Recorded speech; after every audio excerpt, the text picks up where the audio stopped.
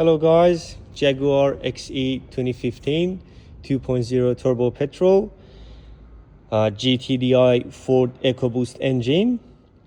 We had an engine light on, P0016 and P0017 related to timing.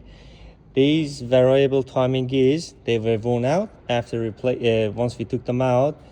You could see that they are misaligned to where they had to be.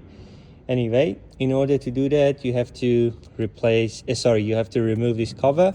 You have to remove the timing cover, and then the alternator from the other side. You need to remove these pulleys and some pulleys here, and then there is another pulley here. You have to remove it. Also, these turbo intercooler pipes there, that one there, this one here, and the vacuum high pressure fuel, you have to remove those ones. And there are some other videos online in the internet that they will show you how to properly time the engine, so I'm not gonna go through that one. I'll give you a bit of information of how to do it.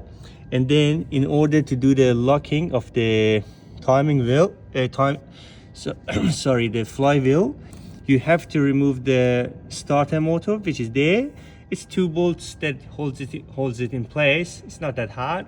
Once you remove it, you can just lock it in, and that will be it. Some people may tell you these solenoids are faulty, but usually no.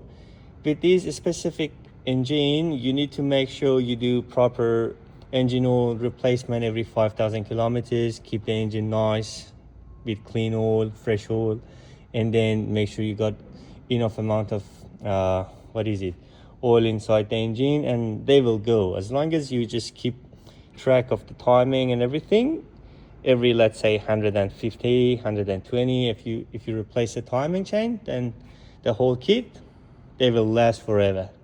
Anyway, I hope this video helped, and good luck.